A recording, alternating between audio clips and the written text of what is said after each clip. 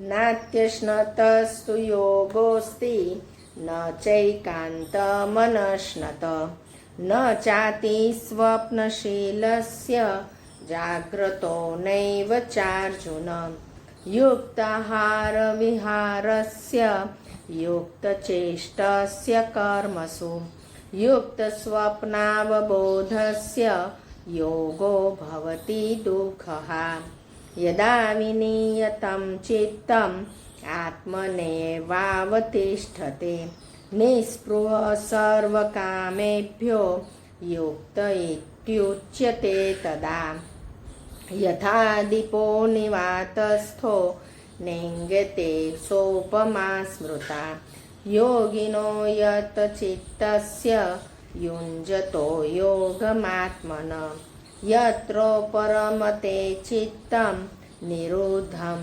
યોગસેવયા યત્ર ચૈવાત્મનાત્માनं પશ્યન્નાત્મનિ તુષ્યતિ. તો હવે આપણે એના ભાવાર્થ જોઈએ. નાત્યશ્નતસ્તુ યોગોસ્તિ, એની સંધિ છૂટી પાડીને આપણે જોઈએ. ન અતિ અશ્નતઃ તુ યોગઃ અસ્તિ ન ચ એકાંતમ અનશ્નતઃ ન ચ અતિસ્વપ્નશીલસ્ય જાગ્રતઃ ન એવ ચ અર્જુન. અશ્નતઃ એટલે ખાનારનો અને અનશ્નતઃ એટલે ન ખાનારનો. બીજા, હે અર્જુન, આ યોગ ખૂબ ખાનારનો સિદ્ધ થતો નથી, તેમજ બિલકુલ ન ખાનારનો પણ સિદ્ધ થતો નથી, તથા ઘણું ઊંઘનારનો સિદ્ધ થતો નથી, તેમજ હંમેશા જાગનારનો એ સિદ્ધ થતો નથી. આમાંથી શું કહે છે? હવે કૃષ્ણ બતાડે છે કે પેલી યોગ કરવાની પદ્ધતિ બતાડે છે. આપણે ગઈ વખતે જોયું હતું કે પેલું મૃગ ચર્મ ઉપર બેસીને 3 લેયરના આસન કરીને એના ઉપર એકાંત સ્થળમાં બેસીને આ ધ્યાન કરવાનું છે.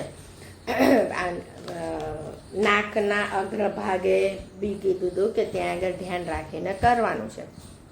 હવે એ સમજાવે છે કે આ યોગ જે બહુ ખાનારને પણ સિદ્ધ નથી થતો કે ન ખાનારને પણ સિદ્ધ નથી થતો, અને બહુ ઊંઘનારને પણ નથી થતો અને ન ઊંઘનારને પણ નથી થતો. એટલે કહે છે કે કોઈ પણ વસ્તુ આપણે બેલેન્સમાં કરીએ ને તો એ વસ્તુ સિદ્ધ થાય છે. એક્સ્ટ્રીમ એન્ડ ઉપર જઈએ, ખા કરીએ તો પણ સિદ્ધ ના થાય, અને ઉપવાસ કરીએ તો પણ સિદ્ધ ના થાય.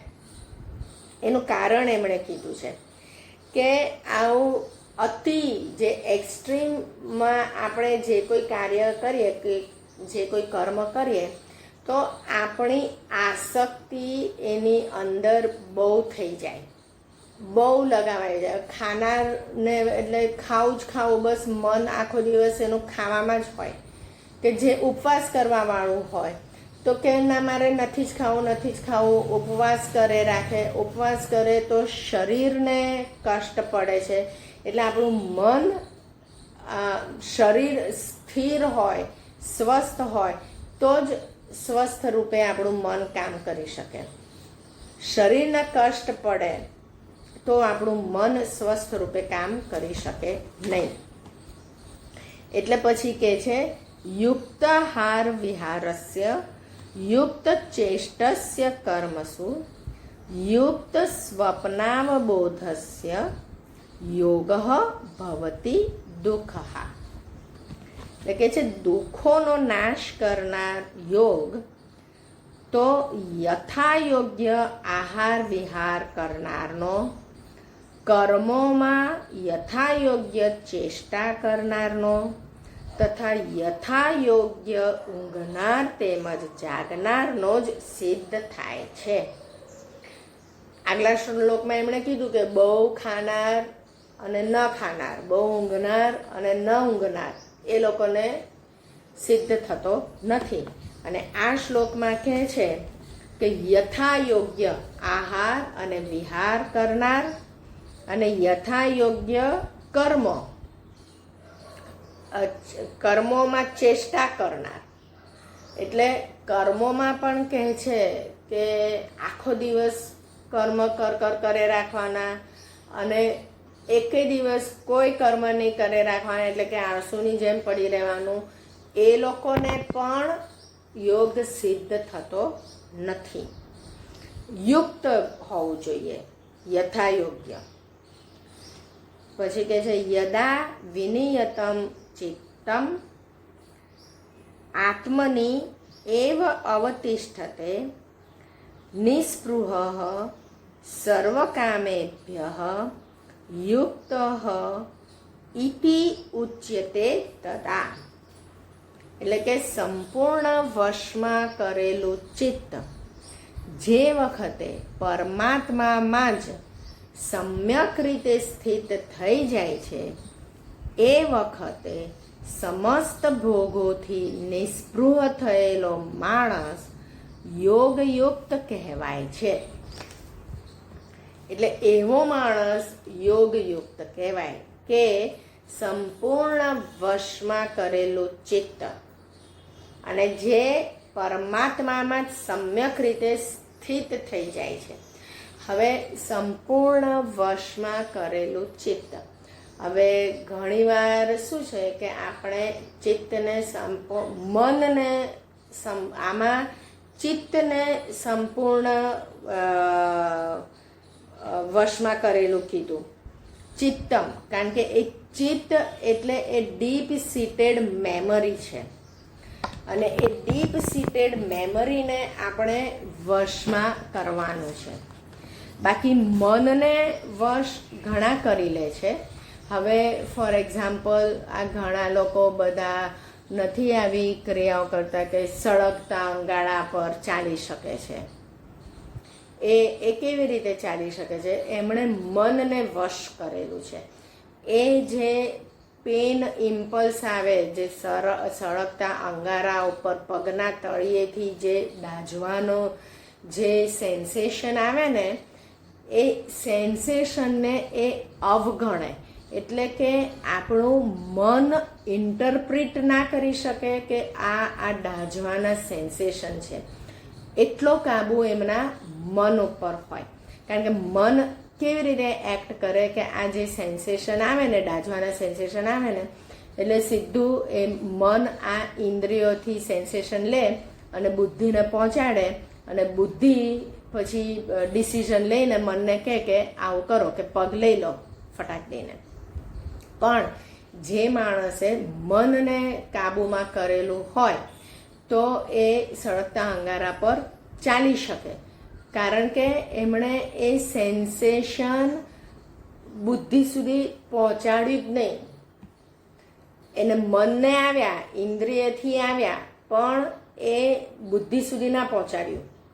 એટલે બુદ્ધિ કોઈ ડિસિઝન લઈ ના શકે.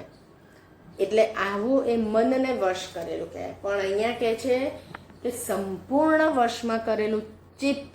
ચિત્ત એટલે કે આપણને ઊંઘમાં, ડીપ સ્લીપમાં પણ આપણું મન વિચલિત ન થાય એવી અવસ્થામાં જ્યારે આપણું મન પરમાત્મામાં જ સમ્યક રીતે સ્થિત થયેલું હોય તો એ સમસ્ત ભોગોથી નિસ્પૃહ થયેલો માણસ યોગયુક્ત કહેવાય.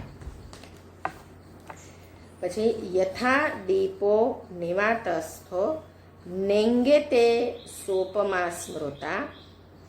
એટલે યથા દીપ નિવાતસ્થ ન ઇંગતે સા ઉપમા સ્મૃતા યોગિન યતચિત્તસ્ય યુંજત યોગમ આત્મનઃ. ન ઇંગતે એટલે કે ડોલતી નથી. એટલે કે જે રીતે વાયુ વિનાના સ્થાનમાં રહેલી દીવાની જ્યોત ડોલતી નથી, એવી જ ઉપમા પરમાત્માના ધ્યાનમાં લાગેલા યોગીના જીતાયેલા ચિત્તની કહેવાય છે. એટલે કે એવું ચિત્ત જ્યારે જીતાયેલું હોય કે જરાય ડોલે નહીં તો એ અને ભગવાનમાં જ સ્થિત હોય તો એવાને એ જીતાયેલા ચિત્તને કહેવાય.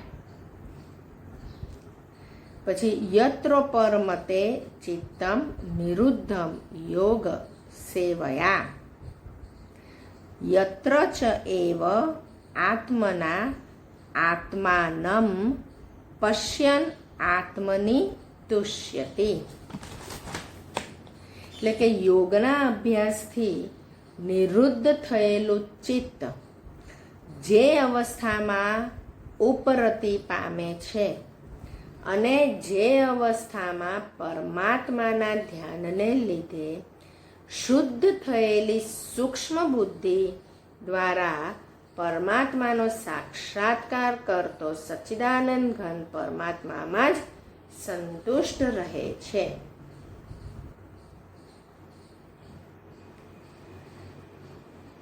એટલે કે આ યોગના અભ્યાસથી નિરુદ્ધ થયેલું ચિત્ત, આપણે કહીએ છીએ ને યોગ ચિત્ત વૃત્તિ નિરોધ, એટલે આ ચિત્તને વૃત્તિઓમાંથી નિરુદ્ધ થાય એ અવસ્થામાં ઉપરતિ પામે છે, એટલે હાયર લેવલ ઉપર જાય છે. અને જે અવસ્થામાં પરમાત્માના ધ્યાનને લીધે શુદ્ધ થયેલી સૂક્ષ્મ બુદ્ધિ દ્વારા પરમાત્માનો સાક્ષાત્કાર કરતો સચ્ચિદાનંદ ઘન પરમાત્મામાં જ સંતુષ્ટ રહે છે. એટલે આવી અવસ્થામાં એ ચિત્ત સંતુષ્ટ, આત્મા સંતુષ્ટ રહે છે. એટલે કે આત્મા આવી જ અવસ્થામાં રહે, પરમાત્મામાં લીન, તો એ આ યોગી કહેવાય, કે ચિત્ત એનું નિરુદ્ધ થયેલું કહેવાય. એટલે આપણા બાળકને આ શીખવાડવાનું છે કે આપણે આવી સ્થિતિ સુધી જઈ શકીએ છીએ અને આપણે આ યોગ કરીને આ સ્થિતિ સુધી પહોંચવાનું છે કે આપણું ચિત્ત વૃત્તિઓથી નિરુદ્ધ થઈ જાય અને પરમાત્મામાં લાગેલું રહે. બે વસ્તુ છે, વૃત્તિઓથી નિરુદ્ધ થવું અને પરમાત્મામાં સ્થિત થવું. એ બે વસ્તુ થઈ જાય તો એ યોગી કહેવાય અને પરમાત્માનો સાક્ષાત્કાર થાય. એટલે આ બધા જે ધ્રુવે કેટલું તપ કર્યું, કેટલા વર્ષો સુધી, તો એ આવી રીતે એમનું ચિત્ત સતત પરમાત્મામાં સ્થિત થયું ત્યારે એમને પરમાત્માનો સાક્ષાત્કાર, દર્શન થયા. એવી જ રીતે આ બધા હિરણ્યકશિપુ એ બી આવી રીતે તપ કરીને પરમાત્મામાં સ્થિત થઈને એમની પાસેથી આવી શક્તિઓ લીધી હતી. રાવણે પણ આવી રીતે યોગ કરીને શંકર પાસેથી આવા વરદાનો માંગેલા હતા. પણ એ બધાએ શું કર્યું? એ બધાએ પરમાત્મામાં સ્થિત થઈને આવી શક્તિ લઈને સાધુનો વિનાશ કરવા માંડ્યા. રાવણ બી આમ બહુ સારો હતો, પહેલા બહુ યોગી હતો, એણે કેટલી બધી શક્તિઓ પ્રાપ્ત કરેલી હતી, સિદ્ધિઓ પ્રાપ્ત કરેલી હતી, પણ એણે એ બધી સિદ્ધિઓ સાધુઓના વિનાશમાં વાપરી.